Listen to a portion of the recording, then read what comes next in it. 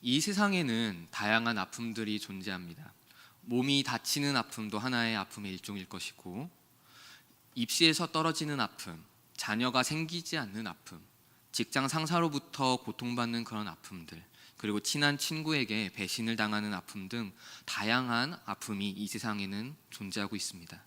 그런데 이 중 가족을 잃는 아픔이 아마 가장 아픈 아픔 중에 하나지 않을까 그렇게 생각을 해봅니다. 그래서 결혼식 돌잔치는 잘 안 갈지라도 장례식은 잘 지켜주라고 그런 이야기도 참 많습니다. 이런 이유는 가족이라는 특성 때문일 것입니다.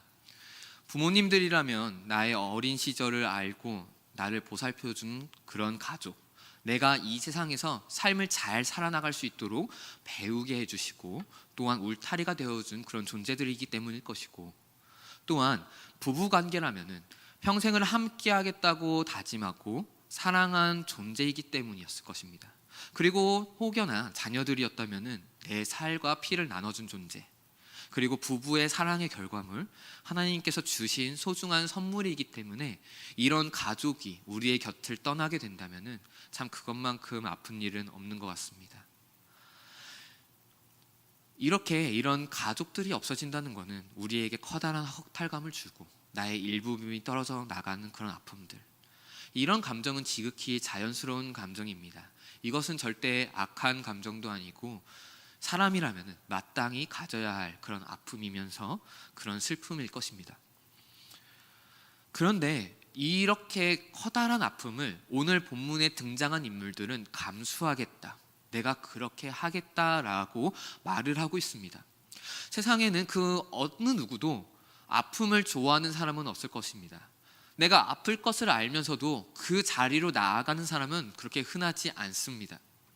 왜냐하면 아픔이라는 거는 우리가 느끼기에 진짜 견디기 너무나도 힘들기도 하고, 차마 이것을 내가 어떻게 감당해내지? 이런 고민이 들 정도로 우리에게는 커다란 슬픔을 주기 때문일 것입니다. 그런데 오늘 본문에 등장한 이스라엘 백성들은 우리가 나의 아내와 그리고 그 자손들을 내보내겠습니다 라고 이야기하고 있습니다. 자기가 사랑한 그 가족들을 말입니다. 왜 이런 선택을 했을까요? 오늘 이것을 하나하나 자세히 살펴보면서 오늘 말씀을 좀 나누려고 합니다. 오늘의 말씀은 에스라서입니다. 이 에스라서는 크게 두 부분으로 나눌 수가 있습니다. 한 부분은 1장부터 6장까지이고 다른 한 부분은 7장부터 10장까지의 말씀입니다. 우리 모두 다 아시다시피 하나님 앞에서 범죄함으로 말미암아 북이스라엘과 남유다는 멸망당하게 되어집니다. 그래서 이스라엘 백성들은 포로로 끌려갑니다. 그리고 하나님께서 약속하신 70년이 흐른 뒤에, 그 뒤에서야 폐허가 된 그 예루살렘으로 이제 바벨론에서 이스라엘 백성들은 돌아오기 시작합니다. 이 중에 1장부터 6장은 1차 포로 귀환이라는 그 역사를 가지고 있습니다. 그래서 스룹바벨이라는 지도자를 따라서 함께하고자 하는 사람들이 예루살렘 땅으로 돌아오게 됩니다. 이 숫자를 좀 알 수 있는 그런 구절이 있습니다. 에스라서 2장 64에서 65절에 등장을 합니다. 에스라서 2장 64에서 65절을 함께 읽어보도록 하겠습니다. 온 회중의 합계가 42,360명이요 그 외에 남종과 여종이 7,337명이요 노래하는 남녀가 200명이요 아멘. 다 합치면은 제가 계산을 해보니까 49,897명입니다. 대략 5만 명이 조금 안 되는 숫자입니다. 이 숫자는 아마 바벨론에 살던 이스라엘 백성들 전부는 아니었을 것입니다. 일부였을 것입니다. 그리고 바벨론에서 이미 70년이라는 시간이 지나며 어느 정도 자리를 잡았을 것입니다. 그렇기 때문에 그 땅을 떠난다는 것은, 그 땅을 떠나서 예루살렘으로 간다는 것은 또 하나의 도전이고 모험이었을 것입니다. 그렇기 때문에 이 모험, 그러나 그 예루살렘 땅, 하나님께서 우리에게 주셨다는 그 믿음의 땅을 갈망하는 그런 소망을 가진 자, 이 5만 명이 안 되는 그 인물들이 이제 포로에서 벗어나서 귀환을 하게 됩니다. 그래서 그 땅에서 이제 성전을 건축하기 시작합니다. 무너졌었던 솔로몬의 그 성전을 다시 한번 하나하나 세우기 시작합니다. 이 일은 하나님의 뜻이었습니다. 하나님의 계획 안에 있었고 하나님께서 원하시던 일이었습니다. 이것을 알 수 있는 구절이 있습니다. 에스라서 1장 1에서 3절까지의 말씀입니다. 에스라서 1장 1에서 3절 말씀 함께 읽어보도록 하겠습니다.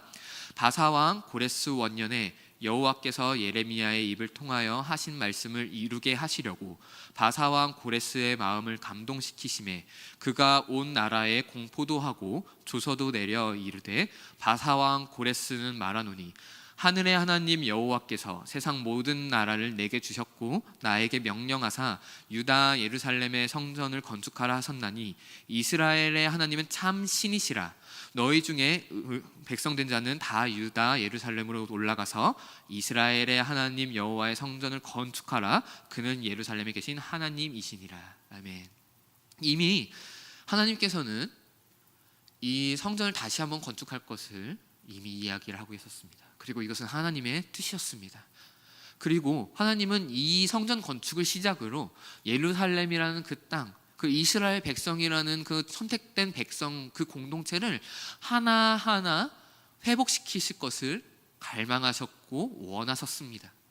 그것의 첫 단추가 바로 이 1차 포로 귀환이었습니다. 그래서 성전을 건축했습니다. 이 성전은 하나님의 임재하심을 나타내는 그런 건물입니다. 성전이 무너졌다는 것은 하나님께서 이제는 그들과 함께하지 않고 그들을 떠나섰다라는 의미와 일맥상통한 것입니다. 그리고 또한 성전이라는 것은 거룩성을 보여주는 곳입니다. 하나님이 그 곳 가운데 있으며 그 누구도 함부로 들어오지 못하는 그 거룩한 곳이라는 그런 의미를 가지고 있습니다. 그렇기 때문에 이 성전이 다시 한번 세워졌다는 것은 하나님께서 이스라엘 백성들과 함께하기 시작하셨다는 것을 보여주고 또한 이스라엘 백성 가운데 그 거룩함을 다시 한번 회복시켜주기 시작하셨다는 것을 의미하고 있습니다. 그런데 과연 이 이스라엘 백성들이 잘 살았을까요? 그래 보이지는 않습니다. 아마 이것은 인간이고 죄인이기 때문에 구약에서 수없이 많이 반복되어지던 그 사사기와 열왕기 상하 역대 상하에 드러났었던 하나님께서 은혜 베푸시면 잠깐 돌아오고 그 이후엔 다시 자기 멋대로 살아나가는 그 인간의 본성 때문에 그러지 못하는 그런 장면들이 너무나도 많이 등장합니다. 이런 모습이 이제 7장부터 10장까지 드러납니다. 7장부터 10장은 2차 포로 귀환 시기입니다. 에스라를 이제 지도자로 해서 에스라가 끌고 와서 그 가운데서 이제 함께 하기 시작하는 이 시기입니다. 이 시기는 대략 1차 포로 귀환 이후에 50년, 60년 정도가 흐른 뒤입니다. 어느 정도 한 세대가 좀 교체될 정도의 시간이지요. 어쩌면 그렇기 때문에 또한 그런 거룩성이 다 무너졌는지도 모르겠습니다. 이런 거룩성이 어떻게 무너졌는지 한번 보도록 하겠습니다. 에스라서 8장 15절부터 17절까지의 말씀입니다. 에스라서 8장 15에서 17절입니다. 함께 읽도록 하겠습니다. 내가 무리를 아하와로 흐르는 강가에 모으고 거기서 3일 동안 장막에 머물며 백성과 제사장들을 살핀즉 그 중에 레위 자손이 한 사람도 없는지라. 이에 모든 족장 곧 엘리에셀과 아리엘과 스마야와 엘라단과 야립과 엘라단과 나단과 스가랴와 무슬람을 부르고 또 명철한 유야립과 엘라단을 불러 가시바 지방으로 보내어 그곳 족장 이또에게 나아가게 하고 이또와 그의 형제 곧 가시바 지방에 사는 느디님 사람들에게 할 말을 일러주고 우리 하나님의 성전을 위하여 섬길 자를 데리고 오라 하였더니. 아멘. 어떤 상황인가요? 에스라가 2차 포로 귀환 이후에 그 사람들이 살아나가는 모습을 하나하나 지켜봤습니다. 그런데 성전에 그 성전을 섬길 레위 자손이 없었습니다. 성전이 비어 있었습니다. 그리고 또 더 심각한 일이 또 하나가 더 발생을 합니다. 그래서 이 에스라가 레위인을 이제 소집을 하면서 데리고 오라고 시킨 다음에 또 에스라가 또 살펴보니까 또 하나의 모습이 더 있었습니다. 한번 또 같이 보도록 하겠습니다. 에스라서 9장 1에서 2절까지의 말씀입니다. 같이 읽어보도록 하겠습니다. 2일 후에 방백들이 내게 나와 이르되 이스라엘 백성과 제사장들과 레위 사람들이 이 땅 백성들에게서 떠나지 아니하고 가나안 사람들과 헷 사람들과 브리스 사람들과 여부스 사람들과 암몬 사람들과 모압 사람들과 애굽 사람들과 아모리 사람들의 가증한 일을 행하여 그들의 딸을 맞이하여 아내와 며느리로 삼아 거룩한 자손이 그 지방 사람들과 서로 섞이게 하는데 방백들과 고관들이 이 죄에 더욱 으뜸이 되었다 하는지라. 이미 성전에는 레위 자손이 아무도 없고 성전은 비어 있습니다. 거룩하게 잘 지켜야 되는 그 성전은 도대체가 어떻게 돌아가는지 모르겠고, 그리고 백성들의 삶을 보니까 백성들은 이방인들과 같이 통혼하며 결혼하며 거룩성을 다 잃어버리고 있는 모습을 보여주고 있습니다. 이방인들과 결혼하는 것은 하나님께서 가증하다라고 이야기하던 것이었습니다. 그래서 출애굽 이후에 가나안 땅에 들어갈 당시에, 그 당시에도 한 명도 남기지 말라 다 죽이라 할 정도로 그렇게 철저하게 금했었던 그런 내용들입니다. 그런데 이스라엘 백성들은 그걸 너무나도 쉽게 저지르고 있습니다. 그리고 더 심한 것은 앞장서서 그러지 말아라 본을 보여야 되는 그 지도자들이 더욱더 앞장서서 이방인들과 함께 살아나가고 있는 모습을 보여주고 있습니다. 이런 모습을 살펴보면 현대의 우리 모습과 굉장히 유사한 면이 많습니다. 하나님의 임재와 거룩성을 상징하는 그 성전, 여기에 섬기는 자가 없다. 현대에 한 사람의 진정한 예배자가 점점 드물어지고 있습니다. 하나님의 임재를 꿈꾸고 거룩하게 이 세상을 살아나가려고 노력하는 자가 점점 적어지고 있는 시기입니다. 세상에 너무나도 좋아 보이는 돈과 명예들을 쫓아나가며 사람들이 이러지 않으면 너는 망할 거야 라고 이야기하는 것에 유혹에 흔들리기 시작하면서 하나님 앞에서 순전하기를 더욱더 바라며 살아나가기보다는 세상 가운데 어떻게 하면 잘 살아나갈지, 어떻게 하면은 더욱더 부귀영화를 누리며 살아나갈 것인지, 그것을 추구하며 살아나가는 모습들이 너무나도 많이 보이고 있습니다. 그리고 또한 오히려 역행하여서 나의 성공을 위해서 하나님의 말씀을 끌어다 쓰고, 나의 성공을 위해서 그러기 위해서만 하나님 앞에 기도하고 있는 우리들의 모습이 참으로 안타깝습니다. 하나님을 위해 섬긴다고 하면서도 그 안에는 참된 예배자의 모습이 아니라 하나님이면 다 됩니다라고 하는 그런 고백이 아니라 주님 나 이 정도 했으니까 나에게 이거 줘야 되지 않겠습니까? 라는 기복신앙이 어느 순간 들어오기 시작했고, 그러면서 교회는 점점점 화려한 걸 많이 추구하기 시작하고, 이런 모습을 보이고 있는 것이 현대의 모습입니다. 그리고 더불어서 어느 순간 우리의 직업은 하나님을 섬기기 위해서는 이것은 나는 교회에서 열심히 하면 되고 내가 가진 이 직업으로 나는 밥 벌어 먹고 살아야 되니까 열심히 해야 됩니다라는 하나의 성공을 위한, 나의 단순히 끼니를 때우기 위한 그런 하찮은 존재로 점점 추락하고 있습니다. 나의 일상생활이, 삶이 하나님께 예배를 드려지는 것이 아니라, 나의 직장생활이 하나님을 위해서, 하나님의 나라를 위해서 헌신한다고 드려지는 그 삶의 예배의 자리로 나아가게 되는 것이 아니라 단순히 나의 욕망을 채우기 위한 장소로 변하고 있는 것이 이 현대의 모습입니다. 고린도후서 6장 16절입니다. 우리 함께 읽어보기로 합니다. 고린도후서 6장 16절입니다. 하나님의 성전과 우상이 어찌 일치가 되리요? 우리는 살아계신 하나님의 성전이라. 이와 같이 하나님께서 이르시되 내가 그들 가운데 거하며 두루 행하여 나는 그들의 하나님이 되고 그들은 나의 백성이 되리라. 아멘. 여기서 말씀하고 있는 것이 무엇입니까? 하나님의 성전과 우상은 일치가 되지 않습니다. 하나님을 섬기는 그 자리는 우리의 그 돈을 추구하는 자리와 일치가 되지 않습니다. 차갑던지 뜨겁던지 해야 됩니다. 모든 자리에서, 모든 삶 가운데서 하나님을 섬기기 위해서 살아나간다는 그 생각을 우리는 가져야 됩니다. 왜냐하면 우리가 바로 성전이기 때문입니다. 세상 가운데 들어가 있는 성전이기 때문입니다. 세상 속에 속하나 그러나 세상과는 구별된 존재, 이것이 바로 우리들입니다. 그런데 우리들의 삶은 에스라 그 시기와 같이 레위인은 없는 그 성전, 그리고 이스라엘 백성들은 이방인들과 겸하여 살아나가며 자기의 보암직하고 먹음직한 것을 추구하며 살아나가는 그런 삶, 하나님을 섬긴다고 이야기하면서 이런 것이 우리들의 삶인 것 같습니다. 그래서 에스라가 한 행동이 있습니다.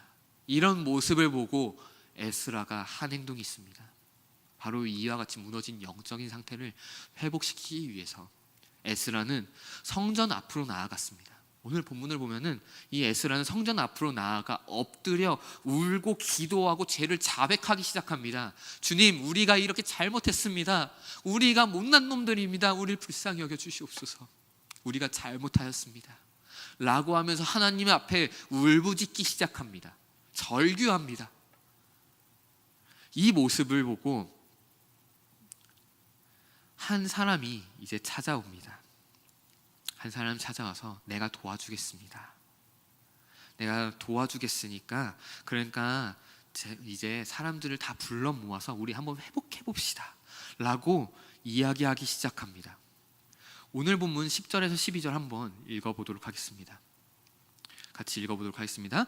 제사장 에스라가 일어나 그들에게 이르되 너희가 범죄하여 이방 여자를 아내로 삼아 이스라엘의 죄를 더하게 하였으니 이제 너희 조상들의 하나님 앞에서 죄를 자복하고 그의 뜻대로 행하여 그 지방 사람들과 이방 여인을 끊어버리라 하니 모든 회중이 큰 소리로 대답하여 이르되 당신의 말씀대로 우리가 마땅히 행할 것이니이다.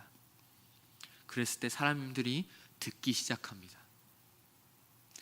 에스라가 하나님의 말씀을 선포하기 시작할 때, 우리가 이렇게 사는 것이 잘못되었다라고 선포하기 시작할 때, 그럴 때 사람들이 그 앞에서 우리가 잘못했습니다, 우리가 함께 살았었던 이 이방인들을 전부 다 내쫓겠습니다, 우리의 가족이지만 이것이 너무나도 상처가 되어지고 너무나도 아픈 일이지만, 내가 사랑하는 나의 아내를, 내가 사랑하는 나의 자녀를 내보내는 일이지만은 그럼에도 하나님께서 기뻐하시는 일이니까, 내가 하나님 앞에서 잘못했으니까 하나님과 다시 한번 회복하기를 원하는 마음으로 우리가 그대로 행하겠습니다 라고 말하고 있습니다. 처음에 말씀드렸던 거 기억하십니까? 가족을 잃는 아픔은 사람이 겪을 수 있는 아픔 중에 아주 커다란 아픔입니다. 커다란 슬픔입니다. 이 사람들이 이런 아픔마저도 감수하겠다고 하는 겁니다. 거룩성을 회복하기 위하여서, 하나님과 끊겨져 버린 이 관계를 다시 한번 회복하기 위하여서, 하나님의 임재하심을 다시 한번 바라는 마음으로 가족과 이별 택하겠다고 그렇게 고백하고 있습니다.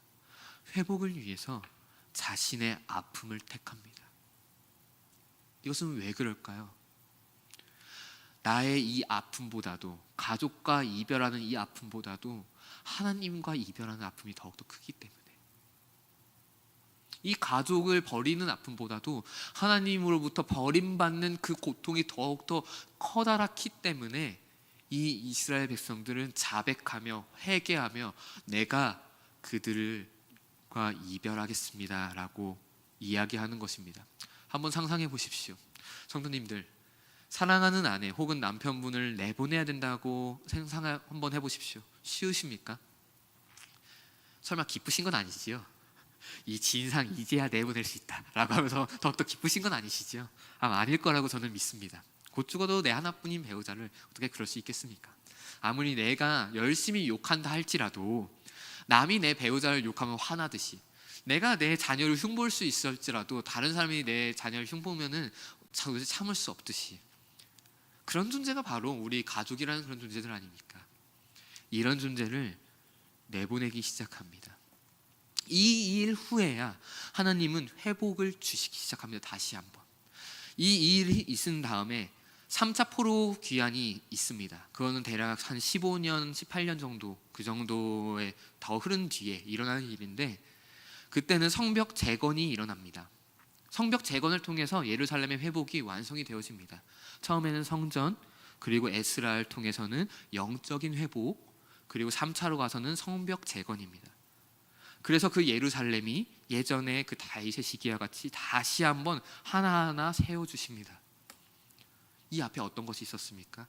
그것이 엄청나게도 뼈를 깎는 아픔일지라도 하나님 앞에 회개하기 때문에 나의 가족마저도 포기할 정도로 그렇게 나아가는, 그렇게 회개하는 이 이스라엘 백성들의 모습을 통하여서 하나님은 다시 한번 하나하나 회복시켜 주시고 계신 것입니다. 이로 말미암아 1차, 2차, 3차를 통해서 완벽한 회복이 다시 한번 일어납니다. 이 본문을 통해서 살펴볼 수 있는 것은 크게 두 가지입니다. 먼저 회개를 위해서는 받아들일 수 있는 믿음이 필요하다는 것입니다. 저는 한번 상상해 봤습니다. 이 이스라엘 백성들이 마음이 완악해서 에스라의 그 절규를 들었을 때, 하나님의 말씀의 그 선포를 들었을 때 만약 이스라엘 백성들이 받아들이지 않았다면 이런 회복이 있었을까? 저는 없었을 것 같습니다. 이 앞에서 가족과 이별해도 괜찮습니다, 내가 하나님 앞에 회개합니다라는 어떤 이 고백이 없었다면 아마 하나님은 다시 한번 멸망시키지 않았을까라는 생각이 듭니다. 이런 모습을 보면은 결국은 하나님의 말씀에 우리는 잘 반응해야 된다는 것을 볼 수가 있습니다. 마음이 완악한 것을 다 내려놓고 하나님이 주시는 그 말씀을 온전히 받아들여서, 하나님의 그 말씀이 나에게는 너무나도 고통스럽고 아픈 말씀일지라도 나의 뼈를 마구마구 쳐내리는 그 고통 가운데로 나를 이끈다 할지라도 그 말씀이 하나님의 말씀이기 때문에 그것을 받아들여야 되는 그런 자세가 우리에게 필요합니다. 그래서 다윗이라는 인물이 좀 떠오릅니다. 하나님께서는 다윗을 선택하실 때 사람은 외모를 보거니와 나 여호와는 중심을 보느니라 라고 말씀하셨습니다. 저는 이게 다윗이 그것을 가장 잘 보여준 말씀은 저는 이 부분이라고 생각합니다. 바로 나단 선지자를 통해서 회개하는 그 장면입니다. 다윗도 사람인지라 실수를 한번 범했었죠. 우리아의 아내 밧세바를 취했는데 처음에는 몰랐습니다, 그것이 자기가 잘못한 것인지. 근데 나단 선지자가 와가지고 당신 잘못했습니다 라고 말씀을 해주실 때, 그럴 때 다윗은 그 자리에 바로 옷을 찢고 죄를 뒤집었으며 하나님 앞에 금식하며 회개하고 절규하는 그 다윗의 모습이 등장을 합니다. 이런 다윗을 하나님은 좋아하셨습니다. 이런 마음이지 않았을까요? 하나님은 이런 마음을 가진 존재라는 것을 알지 않았을까요? 하나님의 말씀이 나에게 너무 고통스러운 일일지라도 항상 하나님의 말씀이 달지만은 않습니다. 심판의 말씀을 들을 때마다 우리는 두렵고 또한 아프기 때문입니다. 때로는 아브라함에게 명령했듯이 도대체 그 말도 안 되는 순종을 요구하시는 경우도 있습니다. 너의 자녀를 네 손으로 직접 죽여라 라고 하는. 그런데 그런 것을 하나하나 받아들일 수 있는 이 마음의 자세, 그것이 어떠한 고통을 수반할지라도 이런 마음이 우리에게는 필요하다는 것입니다. 두 번째입니다. 두 번째는 회개하기 시작했을 때 회복이 일어난다는 것입니다. 회개의 다른 말은 화해입니다. 하나님 앞에서 나의 잘못을 인정하고 하나님과의 관계가 회복되어지기를 원하는 마음으로 하나님 앞에서 내가 잘못했습니다 라고 이야기하는 화해의 제스처입니다. 그리고 하나님은 우리와 좋은 관계를 가지시기를 원하시는 분이십니다. 사랑이 많으셔서 우리의 회개는 반드시 들어주십니다. 우리가 하나님 앞에서 잘못했습니다, 우리를 용서해 주시옵소서, 날 다시 한번 받아주시옵소서라고 할 때 하나님은 반드시 그 관계를 회복시켜 주시고 우리를 받아주시는 분입니다. 영화 달콤한 인생을 좀 아실 것 같습니다. 달콤한 인생의 명대사가 있습니다. 이병헌이 김영철에게 가가지고 왜 나에게 그랬습니까? 내가 당신을 위해서 그렇게 수없이 많은 일들을 했는데 왜 나한테 그렇습니까? 라고 했을 때 김영철이 이런 표현을 했습니다. 넌 나에게 모욕감을 줬어. 네, 죄송합니다. 제가 연기파는 아니라서 네, 잘하지 못하는데 네, 이런 표현을 했었습니다. 그래서 김영철은 이병헌의 손에 죽게 되어집니다. 이런 것입니다. 하나님이 왜 나에게 이러느냐, 왜 내 계명을 지키지 않고 왜 너는 주권자인 나를, 왕인 나를 너는 무시하고 있느냐라고 질문을 했을 때 우리는 거기서 뭐라고 답하실 것입니까? 똑같이 넌 나에게 모욕감을 줬어 라고 할 겁니까? 이건 아니지 않습니까? 하나님 앞에 가서 잘못했습니다, 미안합니다, 죄송합니다 라고 말하는 것이 맞지 않습니까? 어쩌면 이병헌한테 김영철이 미안하다, 내가 잘못했다라고 했으면 이병헌이 거기서 죽이지 않았을 수도 있을 것입니다. 그런 것입니다. 하나님과 앞에서 회개하는 것은, 하나님 앞에 나의 죄를 자백하는 것은, 하나님과 관계를 다시 한번 아물리하고 회복시켜 주는 겁니다. 바로 여기서 영적인 회복이 일어나기 시작합니다. 저는 에스라의 때와 같은 이 시대를 바라보며 우리에게 필요한 것은 에스라와 이스라엘 백성들이 그랬듯이 회개라고 생각합니다. 하나님의 말씀이 들려올 때, 설교를 통하여 혹은 큐티 묵상을 통하여서 하나님의 말씀이 들려올 때, 그 말씀이 나에게 너무나 커다란 순종을 요구한다 할지라도, 커다란 아픔을 가지고 오는 그 일이라 할지라도 그것을 받아들이며, 그리고 하나님 앞에 회개하고 죄인인 것을 겸허히 받아들이며 나아가는 이런 모습이 이 시대에 너무나도 필요하다고 생각합니다. 에스라의 때와 같이 성전을 비워둔 우리의 안에 욕망을 가득 채워서 그 이방인들과 결혼했듯이 그렇게 살아나가는 우리들, 도대체가 세상 사람들과 차이가 없어 보일 정도로 살아나가는 우리들의 삶의 모습을 가진 우리들이 하나님 앞에서 이렇게 살아나가야 되지 않을까요? 참 부끄럽게도 이는 에스라의 때와 같이 지도자인 목회자들 또한 마찬가지인 것 같습니다. 매스컴에 수없이 많은 그런 안타까운 이야기들이 많이 들려옵니다. 그래서 코로나가 터진지도 모르겠습니다. 우리의 이런 처참한 모습을 보여주기 위해서 말이지요. 코로나를 통해서 교회의 민낯이 하나하나 분명하게 드러나기 시작했습니다. 안 그래도 물론 어느 정도 드러나고 있었지만은, 그런데 코로나 이후에 그 코로나라는 질병을 대처하는 교회들의 모습을 통해서, 그리고 그 가운데 발언하는 그런 모습들을 통해서 교회의 민낯들이 너무나도 많이 드러나고 있습니다. 그래서 교회가 많이 욕을 먹습니다. 사실 교회가 욕먹을 만한 짓을 많이 하긴 했습니다. 여태까지요. 비리도 많았었고, 성적인 타락도 너무나도 많았었고, 화려한 것만을 추구하며 개개인들의 그 사랑을 품어내지 못했었던, 낮은 자들을 많이 돌보지도 못했었던 그런 교회들의 모습도 너무나도 많습니다. 그래서 더욱 할 말이 없습니다.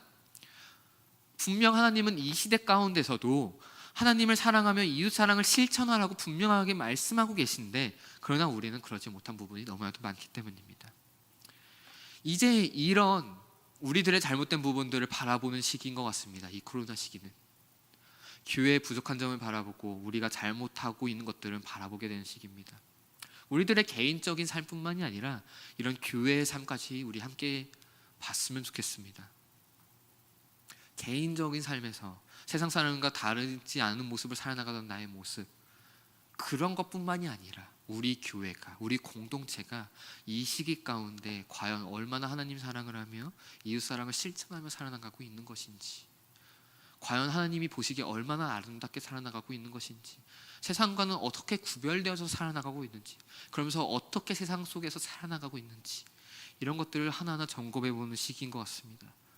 그리고 이런 때에 가장 필요한 것은 그 무엇보다도 회개라고 보여집니다. 자기 의에 갇혀서 살았던 그 모든 것들, 결국은 이렇게 무너져 있는 영적인 타락은 우리의 의 때문에 생기기 시작합니다. 내 소견대로, 내가 원하는 뜻대로 살아나가는 그 길에서부터 시작이 되어집니다. 하나님의 뜻이 아닌 내 마음대로, 내가 이걸 원해요, 이게 좋아 보여요 라고 하면서 살아나가는 거기서부터 죄악은 시작되어지기 시작하고 하나하나 타락해 나가기 때문이죠. 여기에서 이런 우리들의 모습을 다시 한번 내려놓고 회개할 때인 것 같습니다. 하나님의 말씀에 귀를 기울이십시오. 마음의 문을 열어서 나의 완악한 마음을 다 녹아내려버리고, 하나님이 그 말씀이 나의 뼈를 너무나도 아프게 한다 할지라도, 세상 사람들이 너 잘못했어 라고 이야기하는 그것들과 같이 나를 너무 힘들게 만들고 원망하게 만드는 그런 말일지라도, 그것이 바로 하나님께서 회개하라고 말해주는, 내가 하나님 앞에서 잘못하고 있었던 그 부분이라는 걸 말씀해 주는 그런 것이기 때문에 하나님 앞에 회개하며 내려놓는 우리들이기를 바랍니다. 이것이 자존심이 강하면은 힘들 수 있습니다. 저도 어렸을 때 참 많이 그랬습니다. 저도 외동입니다. 네, 느끼셨는지 모르겠지만 저도 외동 아들이기 때문에 생각보다 저 나름대로의 자존심과 고집이 강합니다. 그래서 어렸을 때 친구들에게 잘못하고도요, 이 미안하다라는 그 한마디를 하기가 참 어려웠었습니다. 잘못했다라고 하는 것이 너무나도 참 어려웠습니다. 맞는 말인데, 내가 분명히 잘못한 게 맞는데, 근데 그것을 그 앞에서 미안하다라고 이야기하는 것이 내가 뭔가 쟤한테 지는 것 같고, 특히나 사춘기 시기에는 남자들은 그런 게 있습니다. 일단은 학교 딱 들어가자마자 쓱 한번 훑어봅니다. 그리고 내가 어느 정도 위치인지 대충 가늠을 해봅니다. 그리고 여기서 올라갈 수 있는 위치까지 한번 가늠을 해봅니다. 만약 안 된다 그러면 김태우 목사님과 같은 사람에게 친해집니다. 그렇게 하면서 자기의 위치를 하나하나 올리지요. 그러니까 이렇게 되면은 그런 문제가 발생을 하게 됩니다. 내가 잘못을 했습니다. 근데 걔가, 그 잘못한 친구가 이제 나한테 와서 이야기를 해요. 야, 너 이런 거 잘못했잖아. 그러면 그 순간에 미안하다라고 하기보다는 김태우 목사님 불러옵니다. 네가 감히 나한테 그래? 약간 이렇게 되어집니다. 이런 모습이 사실은 자신의 욕망을 추구하며 살아나가는 모습에서 드러납니다. 우리가 돈을 추구하게 되면 그 돈이라는 것이 너무 커다랗기 때문에, 왜? 그러면서 돈을 가지고 옵니다. 하나님 앞에서 잘못을 회개해야 되는데, 내가 가지고 있는 명예가 크면은 하나님 앞에서 회개해야 될 때 내가 이 정도 있는데 내가 어떻게 고개를 숙이지? 라고 할 수도 있습니다. 때로는 그 회개하는 이것이 너무나도 아프기도 합니다. 그럼에도 우리는 회개할 때입니다. 겸허히 받아들이고 하나님의 말씀에 비춰봐서. 왜냐하면 이 회개 때 회복이 일어나기 때문입니다. 회개에는 회복의 능력이 있습니다. 제가 수련회를 많이 다녀봤습니다. 제가 학부 때도 함께 가던 캠프들, 그리고 제가 사역했던 그 단체들에서 있었던 캠프를 갈 때도, 그리고 우리 교회에서 아이들 데리고 수련회 나갔을 때도 항상 보면은 수련회 때 기도의 시간만 되면은 무조건 들어가는 기도 제목이 하나가 있습니다. 바로 회개입니다. 회개하십시오라는 기도는 반드시 들어갑니다.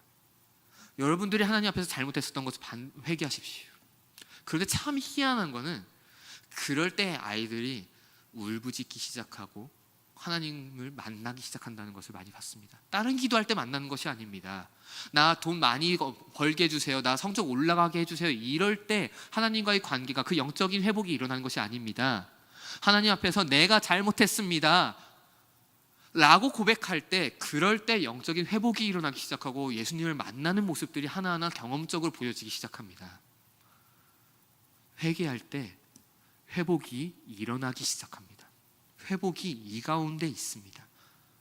그래서 이 에스라의 이 모습은, 에스라가 그 앞에서, 성전 앞에서 울부짖는 그 절규는 회복을 불러오던 그런 시작점이었던 것입니다. 영적인 회복입니다.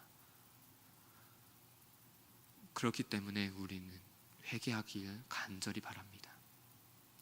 같이 기도하도록 하겠습니다.